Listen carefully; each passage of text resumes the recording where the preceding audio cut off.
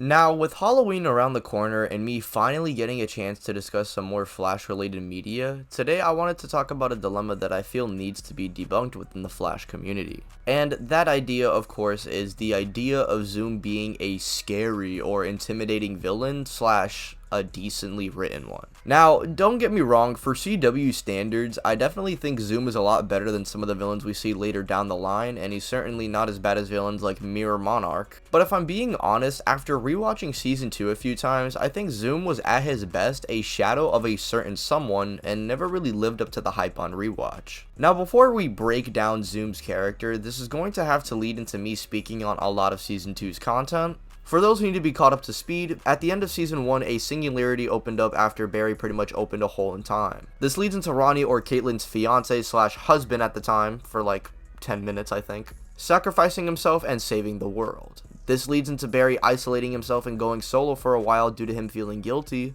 until Barry realizes that he cannot do this alone.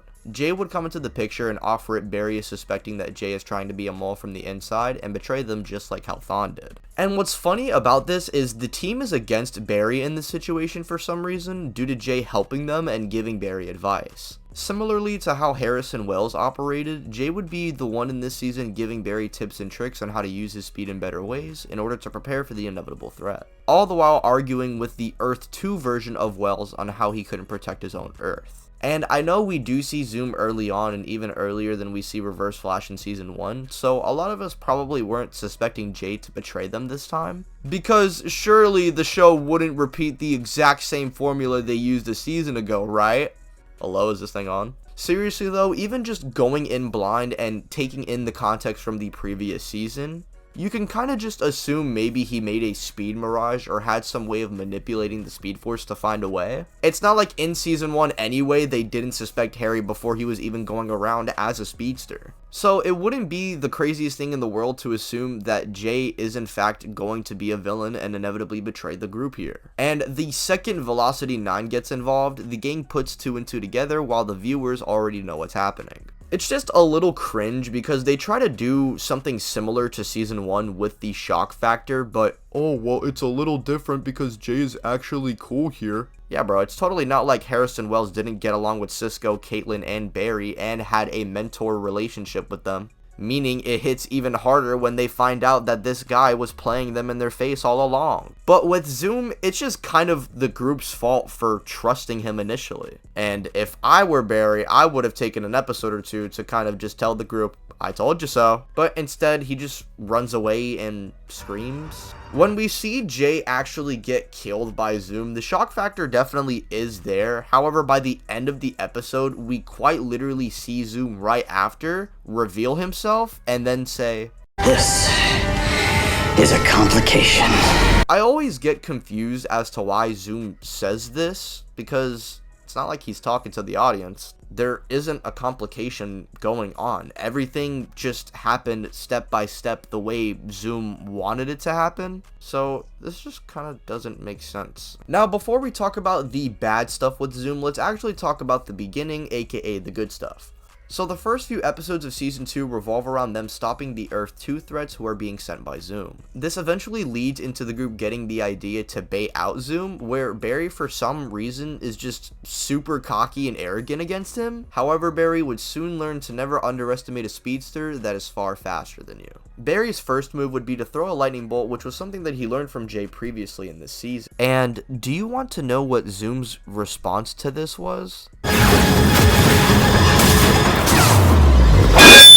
Oh my god, Barry, we are so cooked, man. Barry would immediately recover, and then the two of them would then run up a building where we would see that clearly Zoom has the edge between the two. Barry would then get slammed into the ground, where he would then proceed to be made a fool out of. I'm talking this man Zoom was throwing Capcom 3 combos, along with throwing possibly the nastiest punch Barry has ever been hit with in the series, where you can quite literally hear our hero's spine shatter. After Zoom is done playing practice mode on Mortal Kombat, he decides to run around to the police stations, to every reporter in town, and to pretty much the entire city, that he is in fact him and he is in fact the fastest man alive. I cannot lie, just off of this introduction alone, this dude Zoom is so raw. While Thawne's confrontations were a lot more personal, we have Zoom quite literally ripping away hope from not only our hero, but to the town that gives Barry strength. It's actually insane how well written his introduction is into the series, because after this point, Zoom is just kind of whatever. We would have Barry finding ways to get faster and he'd get his confidence back eventually, while Caitlin and Jay would be building a connection. The only good thing I'll say about Barry's speed journey is him receiving Thawne's help, showing that Barry is in fact desperate to get his lick back. Once Zoom is once again revealed to be Jay, I feel this is where the character really falls off here. You see, our heroes would find out, and then Zoom and Barry would get into a confrontation, and this is where Zoom would explain to them why he is the way he is, and this is where we see Zoom mention how he created a time remnant and was able to essentially be on the inside while executing his plan. And the reason for him taking Barry's speed wasn't just to be the fastest, but he wanted to generate enough speed to rip a hole into the multiverse. That way he can conquer other worlds, because conquering 2 Earths wasn't enough for him. But Tylearned, if Zoom wants the glory, it makes sense for him to go around the multiverse and do this. And then near the end of season 2, we get told that Hunter is actually a really sad and psychotic dude who watched his mom get murdered by his own dad. And due to this trauma and Hunter literally becoming psycho, he thought it was best to rip away hope from people and shoot beams into the sky to destroy the multiverse. Oh, and also break the laws of time and space. Okay then. Oh, and because Zoom has the memories of Jay, and because Jay and Caitlin had a relationship, and this means that Zoom has layers like an ogre, and because he likes Caitlin, he doesn't want to kill her, so yeah, that's something to think about. What I thought was cool about Zoom was the fact that he simply was a speed druggie that pretty much cheated to the top. And in the comics, Zoom mainly has the power to manipulate time rather than be super fast, which I feel like the show could have honestly taken advantage of. I get that Zoom is mainly a Wally West villain and they wanted to kind of make their own thing.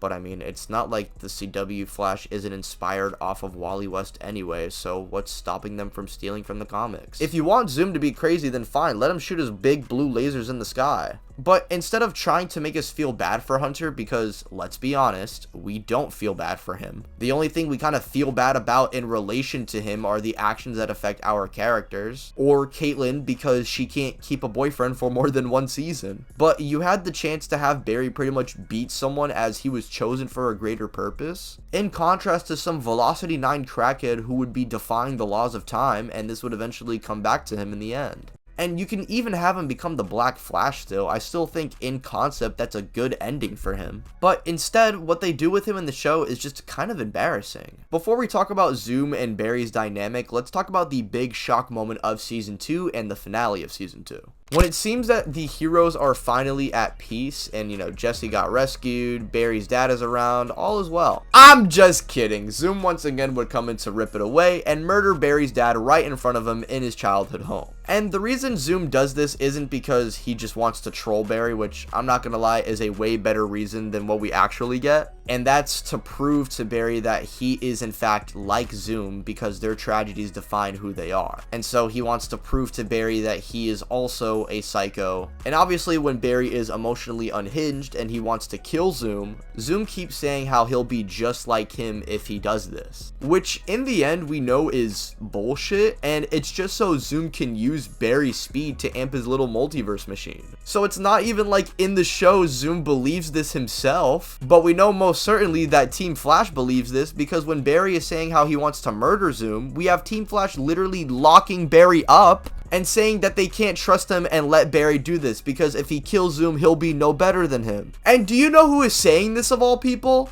Joe West. I am so sorry. Joe of all people shouldn't even be saying this when we already saw him in the season being the shoot first, ask questions later type of guy. And what's crazy to me is Harry, who, mind you, would have killed Barry and anyone in this room to get his daughter back from Zoom, is telling Barry that he's reckless and he doesn't mind locking him up. It's actually crazy to me that out of anyone in this situation, the only sane person in the room is the guy who's barely even been on the team, that being Wally. And it's funny because Team Flash ends up not even successfully defeating Zoom and makes things worse, and Barry has to come in and fix their mess. Anywho, when it's time for Barry and Zoom to face off against each other, we would see Barry creating a time remnant. Now, it's clear Barry himself is much faster than Zoom at this point after going into the Speed Force, so instead of beating him when he can, he decides to drag the runtime and create a villain for the next season by creating a time remnant that sacrifices himself so that Zoom's machine can stop working, and now Barry can go on ahead and beat up Zoom.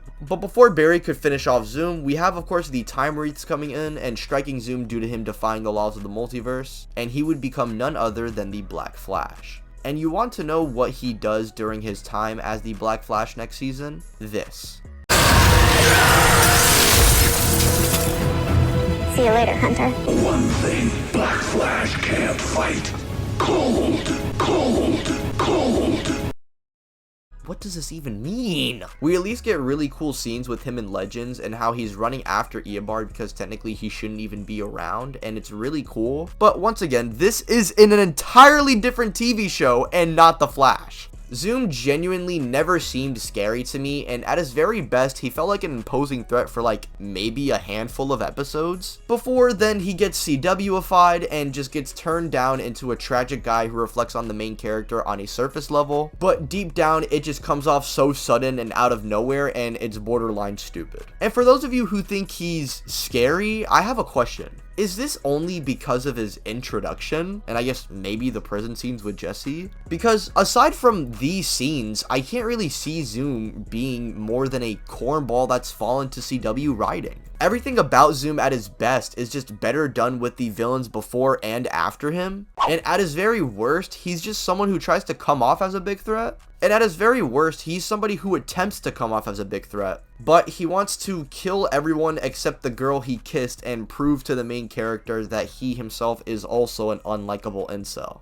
Oh, but Tylearned, this shows that Zoom is actually human and he connects with Barry in that way. Yeah, random guy in my comments, I think that's really great. I just wish the show didn't throw this at me in like the last few episodes of the season, when the character was being shown to be something much more interesting beforehand. We see him in season 5 getting a cameo where he almost catches Barry, which yeah, I'm not gonna lie, that's a plot hole, but it's really funny to see his reaction to finding out that Nora is a speedster. Like, bro, calm down, you goddamn Velocity 9 fiend! Anywho, we of course see him in the final big fight when all the villains return, where Thawne just literally bullies bro on the spot. You're a strung out, chunked up Velocity 9 junkie, the fastest man alive.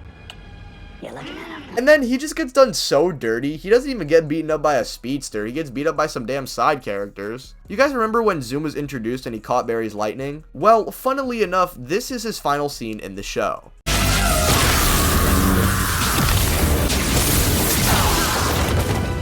Yeah, it's safe to say that the scariest villain of The Flash was in fact never scary. He was just a lazy written, creep/borderline simp, and the best thing I can say about him is that we in fact can return him. We have Reverse Flash at home.